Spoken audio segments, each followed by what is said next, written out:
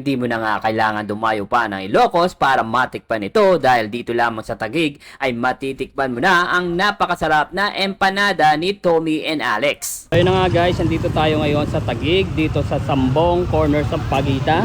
So meron tayo namataan dito guys na solid na kainan ng solid Mickey ang empanada ng Ilocos dito guys. So ayan, makikita nyo, ito yung Tommy and Alex. Meron silang tatlong option ng kanilang empanada. Una, ang kanilang ordinary empanada sa halagang 40 pesos lang. Simple lang pero sobrang sarap at crunchy na tamang-tama.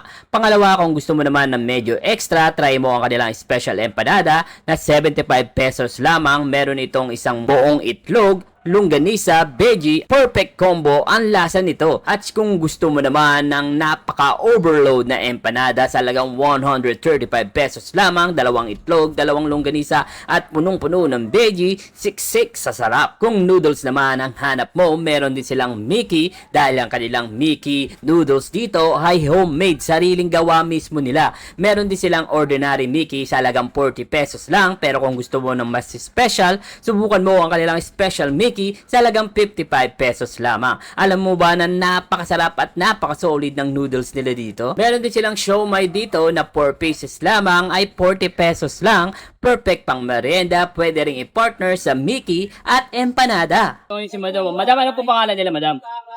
Rose, sir. Ako si Rose from Pagudpot, Ilocos Norte. Ma'am, ano po yung ginagawa nyo? Empanada po ng Ilocos. Panada ng Ilocos. Pagkano po yan Madam? Yung special po, 75. Yung ordinary, 40. May overload din po kami, 135. Ano po pinagkaiba nung special sa overload? Yung special, yung overload po, double egg, double longganisa. Yung special, Special po. Special, lang po, single lang. Ganito. isang itlog Sa sa isang itlog, tapos may longganisa po. longganisa. Yung regular, ordinary na Yung po. ordinary po, gulay lang po, at saka itlog. Gulay saka itlog lang. Opo. So, anong oras kayo nag-open dito, te? 3 to 12 po.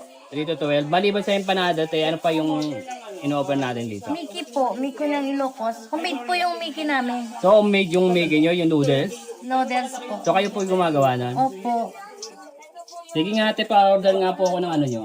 Overload. Saka yung special. Overload po. Oo, ito na ba yun? Ayun na po yung special. Ang bilis naman natin, nagawa agad Sige nga, te. Pati yung, ano nyo, te, yung Mickey nyo, Yung pa-order Mickey rin po, sige po. Alright, Wait lang sige. po Naman natin yung kanilang special empanada. Ayan, sa halagang 75 pesos. Ayan. So, meron na itong kasamang longganisa, isang itlog, ayan, saka gulay. 75 pesos lang. Pero kung gusto nyo naman ng overload, pwede rin yan dito sa halagang 135 pesos. Dalawang itlog, dalawang longganisa, may gulay na. At meron sila special. Pwede kang order ng cheese. Additional 15 pesos. So mamaya tikman din natin yan. Pero ito muna, tutok tayo sa special empanada. Ayan. Ito nyo guys, oh. Umuusok pa. Sobrang init. Talagang bagong luto bago ibigay sa inyo guys. Ayan. Made to order siya. So once na order kayo, bagong luto talaga yung makukuha niyo.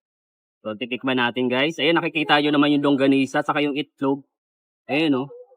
May gulay pa. So may suka kasi sila dito, dalawang klase. Sukang Ilocos.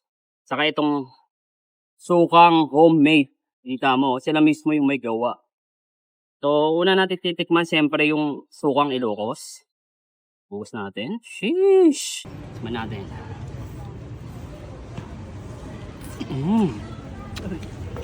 Grabe ah. Grabe siya.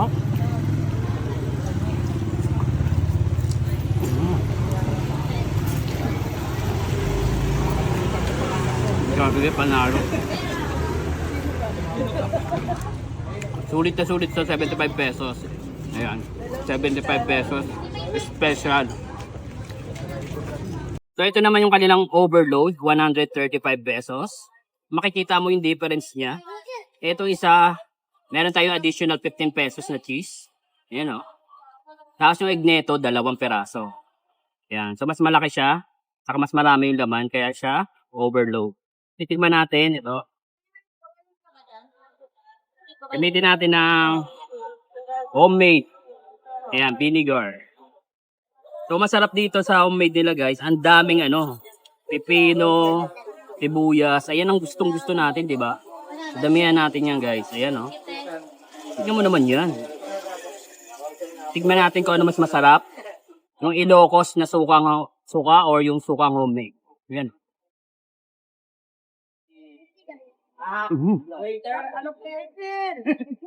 Grabe, sarap na ito. Sarap ah. Nagdadagdag lasa yung cheese niya dito sa overload nila. Kaya mas lalong tumarap yung kanilang empanada dito. Grabe na sarap. Gagawin pa natin.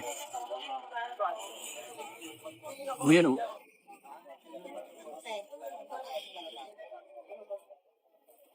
Grabe, panalo guys. So ano pa hinihintay nyo guys? Bisitahin nyo na to dito sa Taguig. Dito lamang yan guys sa Pagita Street, corner Sambong Street.